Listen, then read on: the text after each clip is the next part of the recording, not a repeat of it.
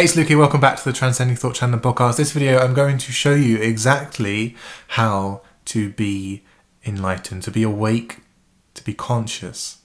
I would strongly suggest the cause of the majority of human suffering is the human inability to stop thinking. It is your thoughts, your thinking, your consistent thinking that is blocking access to what the Buddha called the end of suffering.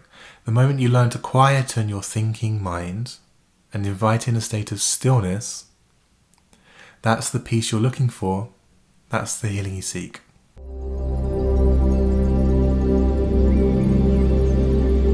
So some spiritual teachers, some spiritual teachings tell you that it takes a lot of work, it takes a lot of effort, you have to do a lot of shadow work, you have to do lots of stuff to be present, to be enlightened.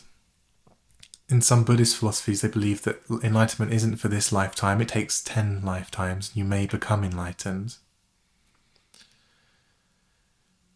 Enlightenment happens now. Enlightenment is simply the realization of who you are. The only thing blocking your knowledge of who you are is your consistent inability to stop thinking. It is thinking blocking access to enlightenment. The consistent thoughts, stories, judgments in your mind. Consistent thinking creates a little phantom self in your mind that we could call the voice in the head that never stops talking. A little voice in your head that's constantly talking. I invite you to become aware of that now. The voice in your head that never stops. Complaining, judging, criticizing, worrying, working out, trying to think about things all the time. That isn't you. You're not the thinker. You're the listener. In order for there to be thoughts in the mind, there has to be a consciousness observing your thoughts. Otherwise the thoughts wouldn't be known. So who is it that's observing your thoughts? Who is it that knows the thinker? Observe that in yourself now. Who is it that knows the thoughts in your mind?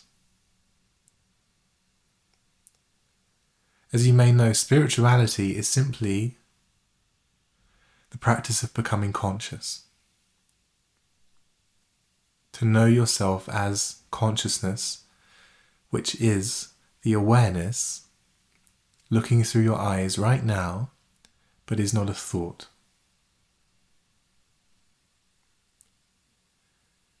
Become more conscious to your now. Become more conscious to your present moment. Follow my words into the now. Observe where you are now. Realize that the now is all that there is right now. There's no other moment. There's no past and there's no future. There's just this moment, this one moment that's the now. Everything that has happened, everything that will happen, happens in the now. Don't think about that, feel it. So enlightenment happens now, and it happens through quietening your thoughts.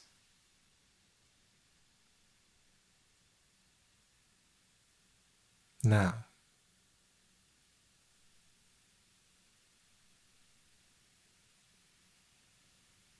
A very simple practice is just bringing attention to the spaces between my words. The silence between my words. Because in that silence,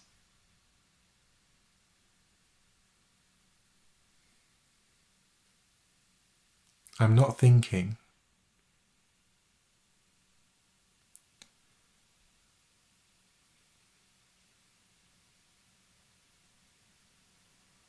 I'm just present with you.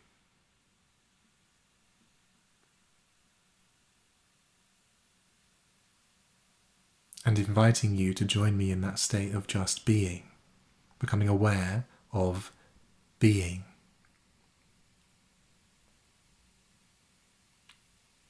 So I would say the greatest obstacle to enlightenment is thought.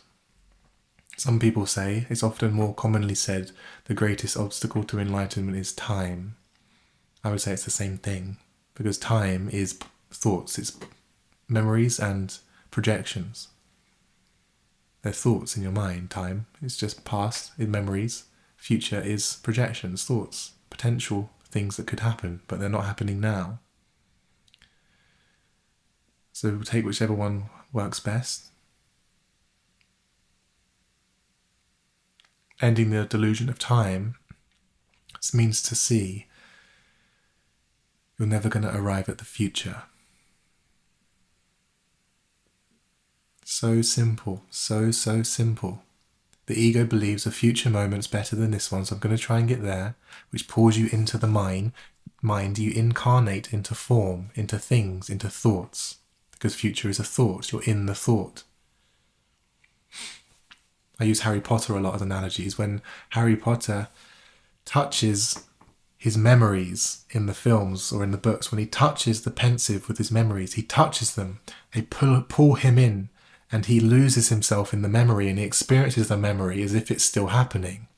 If you know the film, the book I mean. He touches the pensive, he touches it, and it pulls him in, and he loses himself in the memory. It's the same with your thoughts. Don't touch your thoughts. You touch them, you get drawn in. Remain at a distance by observing them. Knowing yourself as that who hears them is the way. Awareness is the way. If you can't silence your mind, firstly realize it's not a doing. Quietening your thoughts is an indirect thing. So for example, becoming aware of the present moment silences your thoughts. Becoming intensely aware of now quietens your thinking mind. Becoming attention to the breath quietens your thinking mind.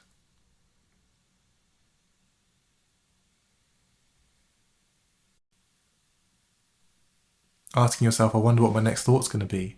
Closing your eyes and observing what the next thought is that comes into your mind.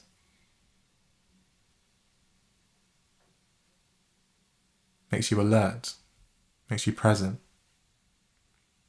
If you view silencing the mind as a doing, you won't be able to do it, because doing is the thinking mind's job. Doing and thinking are synonymous. I would say being, awareness of being is the way. Awareness of being, awareness of your own being, becoming comfortable in your own beingness. And residing in that, resting in that is enlightenment. And you lose it again, perhaps, and you bring yourself back.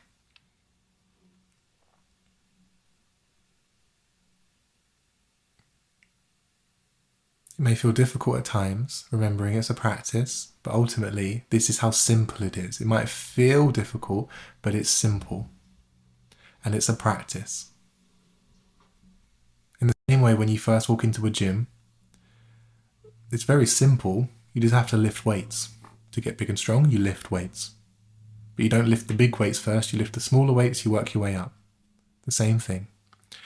But I often say to people now, at least you know what you're supposed to be doing. That's a nice thing, or rather not doing, being. At least you know the way. At least you know there is a way out of suffering. If you can sense the light of presence in you, even if it's just a little candle flame at the moment, it's not as bright as you'd like it to be, at least you know that there is a light out of the darkness. There is a way. But of course, you don't look for it to the future, you look for it now. So I would say enlightenment, the only thing blocking it is your thinking.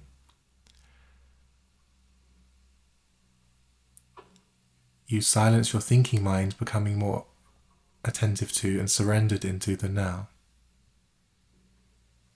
Using your breath as an anchor, following it into the now. Another nice analogy is if you are a boat, no matter how far you drift in your boat, as long as you have your anchor down, no matter how far you drift, you can always reel yourself back in. And that analogy, of course, is the more you drift into the mind, into time, into past and future. You might drift very deeply into the dream state. However, your breath is always there as your anchor to bring you back into the now. You can reel yourself back in by taking some conscious breaths, moving attention from thinking into the body, into the breath. Consciousness flows from the open air vent that is the thinking mind. You close the air vent and you bring it into the breath. Deep breath. you realize most of those problems we're often lost in are actually mind created.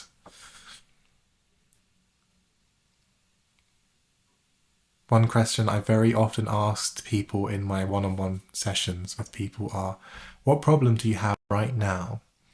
And they'll often tell me many, many problems: money, my job, my partner, my relationships. And I then say again, what problem do you have right now? And they often look at me and wake up a bit and they go, oh, right now I'm just chatting to you. Just having a chat in the present moment. Quiet room, comfortable chair. The mind loves problems. The mind loves time. You do not. You are not the mind. You are the observer of your mind. Observe the mind as it worries, as it complains. Observe the thinker as the listener. Realize yourself as that who listens. The silence. The space that observes your thoughts. Sense yourself as that space, that essence, and know yourself as that. To put spiritual practice into a more concrete, practical term, where your attention goes, energy flows. Your attention is life energy. Consciousness is what creates life. You are consciousness. So where your consciousness goes is what creates your life. If your consciousness goes into thought, thought starts up, thinking. But what I'm really talking about here is when you become aware of thought, what you're really doing is not becoming aware of thought. You're really becoming aware of the awareness that's aware of the thought.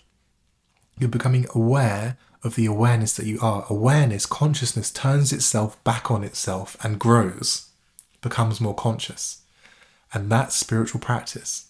Consciousness turns back on itself and knows itself as the one consciousness, as the formless light that looks through your eyes that is not a thought. The formless awareness turns back on itself and knows itself. And that's what causes it to grow. Consciousness is growing in this dimension. So what we're really doing here is becoming aware of awareness. And allowing that awareness to grow in this dimension. It's pushing its way. Consciousness is like a light pushing its way through the forms into this world and knowing itself. And that's happening through you. Consciousness, life energy, God energy is pushing its way into this world. It's birthing.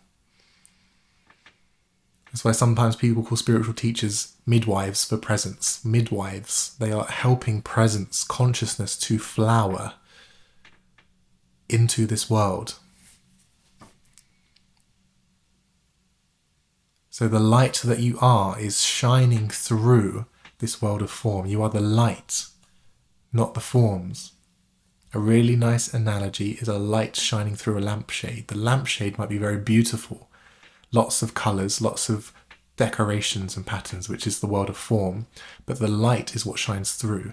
The more spiritual you become, the lampshade begins to become less heavy. If it's a dense lampshade, not much light can get through, which is the world of form. If you're lost in form, things, there's not much light that can get through. You're dense.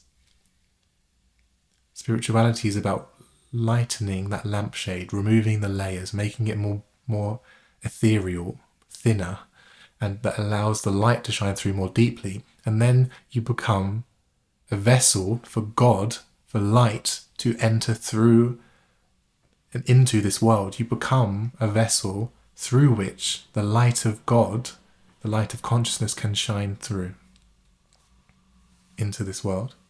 And that is the light of healing. It's the light of consciousness. It raises the vibrational frequency of our planet. That's why I'm making these videos, because even if it's just 3 of us were sitting here watching, and 3 of us were here understanding what this is saying and resting in presence, it's making a difference.